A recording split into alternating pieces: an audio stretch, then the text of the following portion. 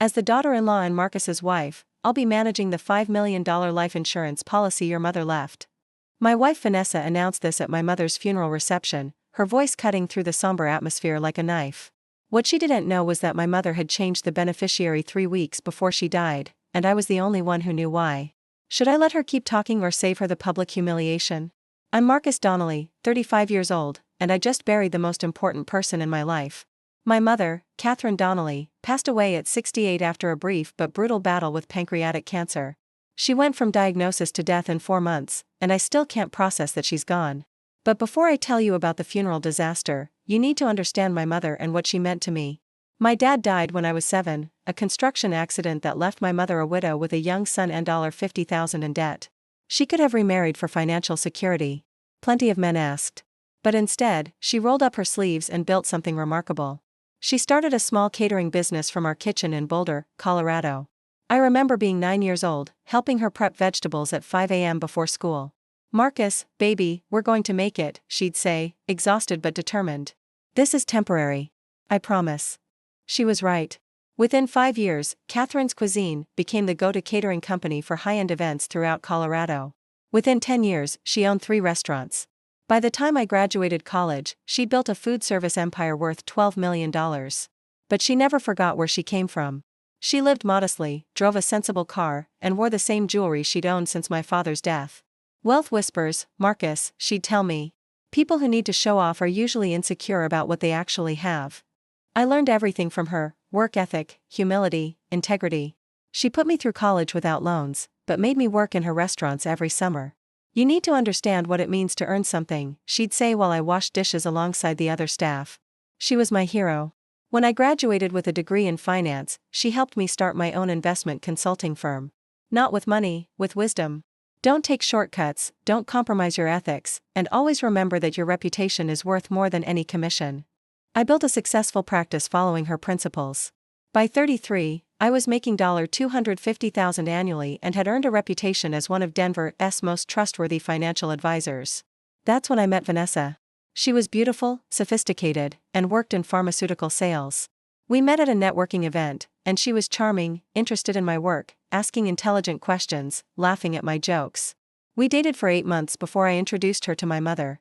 I should have noticed how my mother's smile didn't quite reach her eyes that first meeting. How she was polite but reserved. How she asked careful questions about Vanessa's background, her family, her values. After Vanessa left, my mother made tea and sat me down. "Marcus, do you love her?" "I think I do, Mom."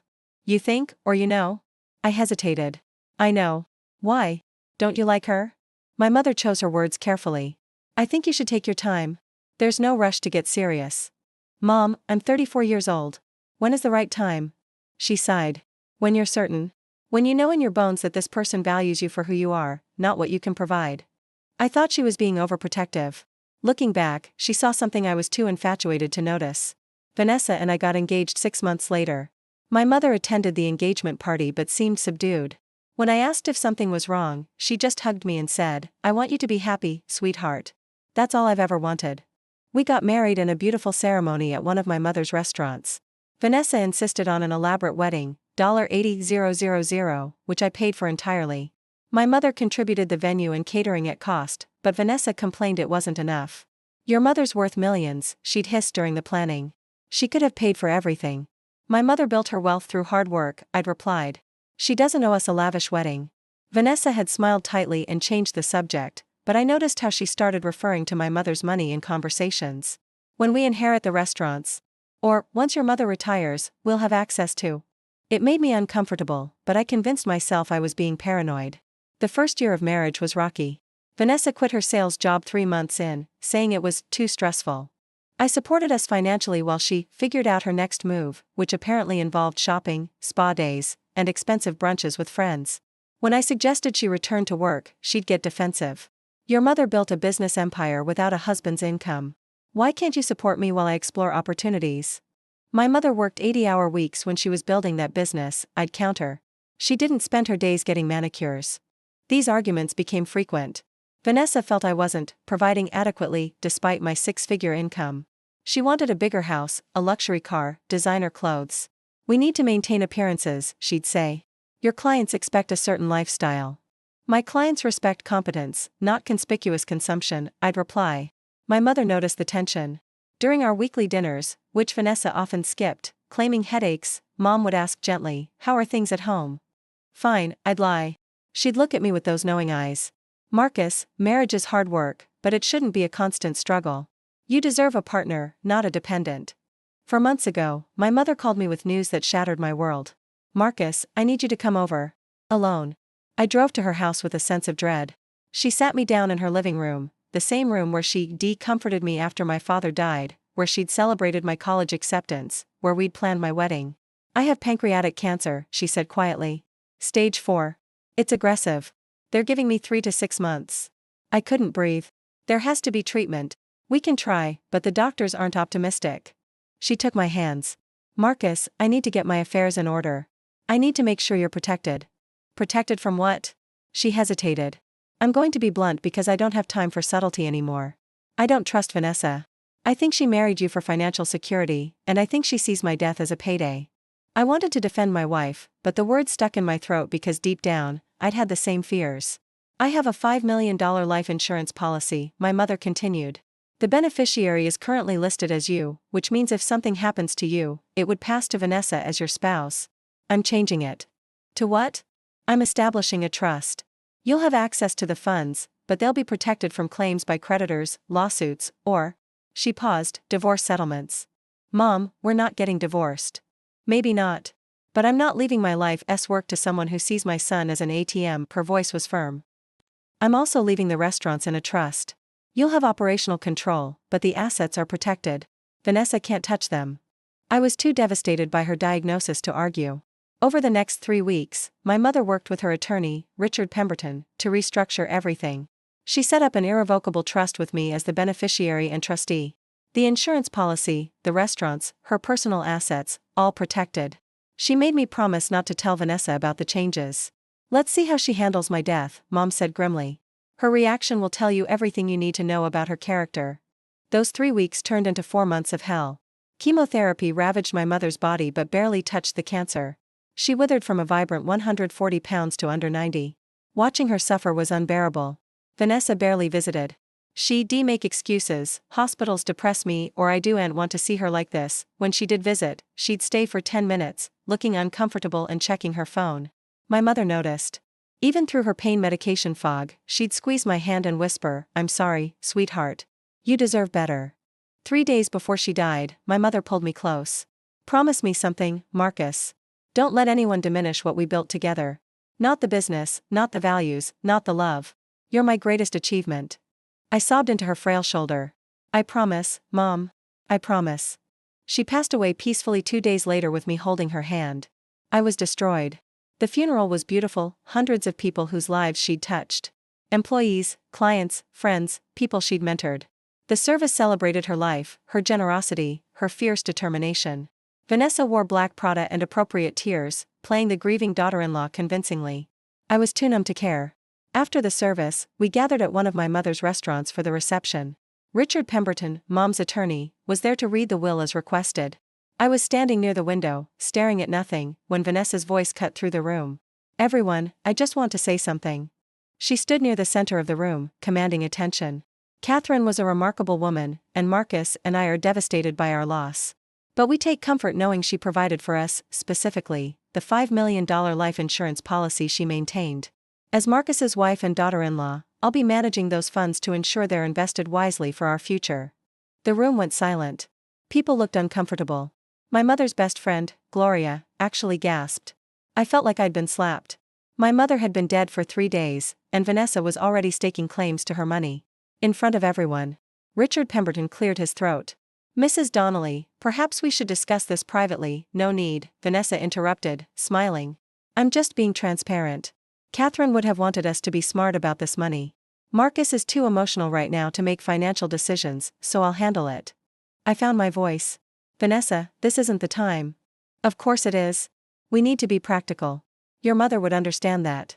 She turned to Richard. "When can we access the funds?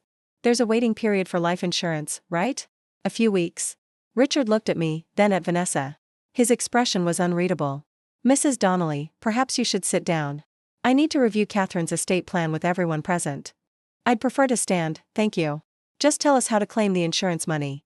Richard opened his briefcase and pulled out documents. Catherine updated her estate plan 3 weeks before her death. The changes were significant. Vanessa waved dismissively. Yes, but the insurance policy, that's straightforward, right?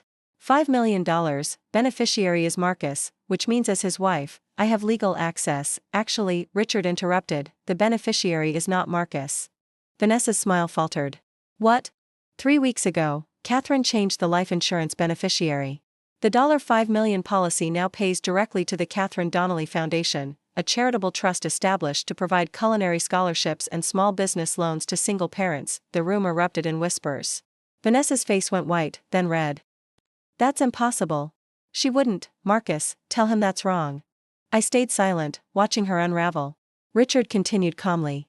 Additionally, Catherine's restaurants, real estate holdings, and investment accounts, valued at approximately $12 million, are held in an irrevocable trust. Marcus is the trustee and beneficiary, but the assets are protected from marital claims. Protected from, Vanessa turned to me, fury replacing shock. You knew about this? I knew my mother was protecting what she built, I said quietly. Protecting it from me? Her voice rose. I'm your wife. A wife who just announced at my mother's funeral that she'd be managing my inheritance. I replied, a wife who couldn't be bothered to visit my dying mother more than 3 times in 4 months. A wife who's standing at my mother's memorial reception talking about accessing insurance money before we've even buried her ashes. Vanessa looked around the room at the disapproving faces. I was just being practical. You were being greedy, Gloria interjected. Catherine saw right through you, honey. We all did. Richard cleared his throat. To be clear, Marcus has full access to the trust funds for living expenses, business operations, and charitable purposes. But Mrs. Vanessa Donnelly has no claim to any of Catherine's estate under the terms of the trust. This is illegal. Vanessa sputtered. You can't exclude a spouse from inheritance. Actually, Richard said, Catherine's estate planning was meticulous and entirely legal. The trust was established before her death with full mental capacity verified by 2 independent physicians. It's ironclad. Vanessa grabbed her purse. Marcus, we need to talk. Privately. Now. I looked at her, really looked at her, and saw what my mother had seen all along. Someone who viewed me as a resource, not a person. Someone who saw my mother's death as a financial opportunity. No, I said. We don't. Excuse me? I said no. You've shown me exactly who you are, Vanessa. My mother was right about you from the beginning. Her expression turned vicious. You self-righteous, your mother was a controlling witch who poisoned you against me. We're married. That money should be ours. That money, I said coldly, is going to help single parents build businesses, just like my mother did after my father died. It's going to send culinary students to school. It's going to do good in the world instead of funding your shopping addiction. How dare you? Get out, I said. You're no longer welcome here. This is your mother's restaurant. No, I corrected. It's my restaurant now. And I'm asking you to leave. Security, alerted by Richard, appeared at the door. Vanessa looked around wildly for support but found none. Every person in that room had loved my mother and seen through Vanessa's performance. She stormed out, shouting threats about lawyers and divorce. The room was silent for a moment. Then Gloria hugged me. Your mother would be so proud of you, Marcus. Richard approached. I'm sorry you had to do that today. Don't be, I said. My mother protected me one last time. She knew exactly what would happen. Richard nodded. She left you something else. He handed me an envelope.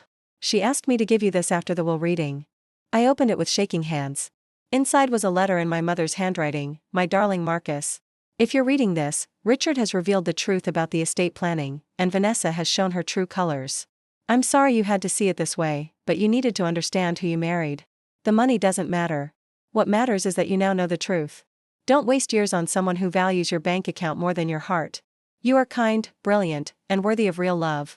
Don't settle for less because you're afraid of being alone. Being alone is better than being with someone who diminishes you. The trust will take care of you. Use it to build something meaningful. Maybe you'll find someone who loves you the way you deserve, the way your father loved me. Real, deep, and unconditional. I love you forever, my wonderful son. Make me proud. Mom. I folded the letter carefully, tears streaming down my face. Around me, people who loved my mother and cared about me offered comfort, support, and shared memories. Vanessa called 7 times that night. I blocked her number. She filed for divorce a week later, demanding half of everything. Her lawyer backed off quickly when Richard presented the trust documents and pointed out that Vanessa's behavior at the funeral, documented by multiple witnesses, demonstrated exactly why Catherine had protected the assets. The divorce was finalized in 4 months. Vanessa got nothing except what she brought into the marriage, which was almost nothing. I heard through mutual acquaintances that she told people I hid money from her and that my mother manipulated the inheritance. Nobody who knew my mother believed it. 6 months after Mom's death, I held the first Catherine Donnelly Foundation scholarship ceremony. We awarded $250,000 in culinary scholarships to 20 single parents pursuing food service careers. One recipient, a 32-year-old single mother named Angela, approached me afterward with tears in her eyes. "Your mother's story inspired me to go back to school. This scholarship means my daughter will see me graduate. Thank you." That's when I understood what my mother had done. She hadn't just protected me from Vanessa, she created a legacy that would help hundreds of people build the kind of life she built for us. The restaurants are thriving under my leadership. I've expanded the foundation's reach. I work hard, live modestly, and try to honor my mother's values every day. I'm not dating anyone. Maybe someday I'll find someone who loves me for who I am, not what I have. But I'm okay being alone for now. Last week, I visited my mother's grave. I told her about the foundation, about the scholarships, about finally being free from Vanessa. "You were right, Mom," I said to the headstone. "About everything. Thank you for protecting me. Thank you for teaching me what real love looks like. I miss you every day." The wind rustled through the trees, and I swear I felt her presence, proud, loving, and still watching over me. My name is Marcus Donnelly. I'm 35 years old. My mother left me $12 million in a protected trust and a $5 million insurance policy that's changing lives. My ex-wife got nothing and deserved exactly that. And I've never been more grateful for my mother's wisdom.